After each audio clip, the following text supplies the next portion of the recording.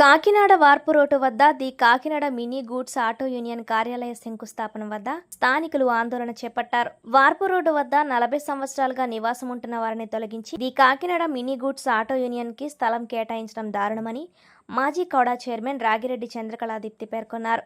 ఈ సందర్భంగా శంకుస్థాపన వద్ద స్థానికులతో ఆందోళన చేపట్టారు. ప్రభుత్వం చేపట్టిన అభివృద్ధి కార్యక్రమాలకి స్థానికులు సహకరించడం జరిగిందని, పేదల పాకలు తొలగించి యూనియన్కి స్థలం ఏ విధంగా కేటాయిస్తారని ఆమె ప్రశ్నించారు.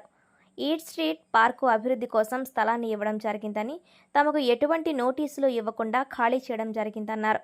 బాధిత మహిళ గోవిందమ్మ మాట్లాడుతూ తమకు న్యాయం జరిగే వరకు పోరాటం చేస్తామన్నారు. ఈ నిరసనలో స్థానికులు, మహిళలు పాల్గొన్నారు. నమస్కారం.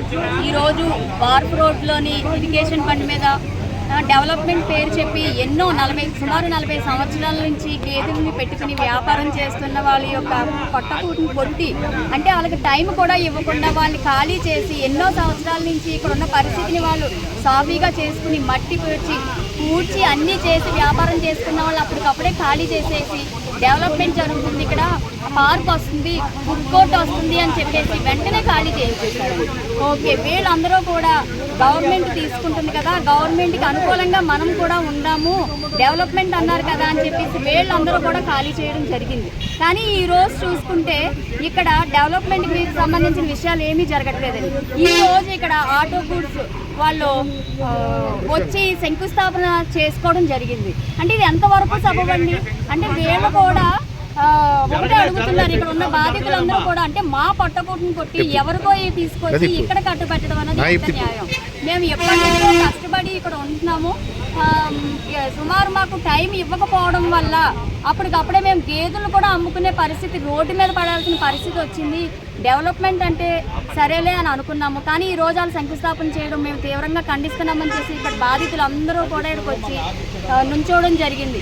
మేము ఒకటే అడుగుతున్నామండి, ఇక్కడ వీళ్ళకి స్థలాన్ని కేటాయించిన నాయకుల్ని మేము ఒకటే అడుగుతున్నాం, ఇది డెవలప్మెంట్కి సంబంధించింది వారు, కానీ మీరు ఈరోజు ఇక్కడికి ఆటో వాళ్ళకి శంకుస్థాపన చేయడానికి ఏ విధంగా మీరు అవకాశం కల్పించారు?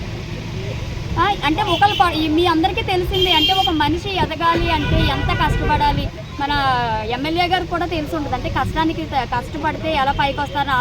ఆ రోజు కూడా ఆయన కష్టపడి ఈరోజు ఈ స్థాయికి వచ్చారంటే ఆయన కూడా ఒకటి ఆలోచించాలి, కష్టపడే వాళ్ళని ఎప్పుడు ముందుకు తీసుకొచ్చి ప్రోత్సహించాలని. వీళ్ళు అదే అడుగుతున్నారు, మాకు ఏ విధమైన ప్రత్యామ్నాయం చేయకుండా మమ్మల్ని అప్పటికప్పుడు టైం ఇవ్వకుండా యుద్ధ ప్రాతిపదిక మీద ఖాళీ చేయించేశారు అని చెప్పేసి చాలామంది బాధపడుతున్నారు. డెవలప్మెంట్ అయితే మేము ఒప్పుకుంటాము, కానీ ఎవరినో తీసుకొచ్చి ఇక్కడ పెట్టితే మేము అస్సలు ఒప్పుకోమని చెప్పేసి ఇక్కడ బాధితులు అందరూ కూడా ఇక్కడ కూర్చున్నారు. దీని మీద న్యాయం జరిగే వరకు కూడా మేము పోరాడతామని చెప్పేసి వీళ్ళందరూ ఉన్నారు. మేము ఇక్కడ స్థలాన్ని కేటాయించిన నాయకుల్ని మీరు, అంటే వార్డులో ఉన్న ప్రజలందరూ కూడా మీకు సమానమే. మీరు ఒకళ్ళకి, అంటే వీళ్ళకి ఏదో రంగు పులిమి వీళ్ళని ఇక్కడి నుంచి ఖాళీ చేయడం అన్నది పద్ధతి కాదు.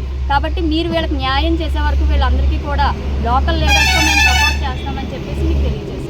అందరికీ నమస్కారం అండి. నా పేరు గోవిందమ్మ, కొయ్య గోవిందమ్మ అండి. గత 40 సంవత్సరాలు బట్టి మేము ఇక్కడ ఉంటున్నామండి. మా జీవనాధారం గేదెలండి. అయితే మాత్రం మాకు ఒక్క నిమిషం కూడా టైం అవ్వకుండా మా గేదెలన్నీ కూడా ఇప్పించేసి ఆ కొంకడేదో తీసుకొచ్చి దాంతో పొడిపించారండి. పొడిపిస్తే ₹1,00,000 గేదె 40,000 రూపాయలకు అమ్ముకొని మా పరిస్థితులు ఈదులు పడ్డాయండి.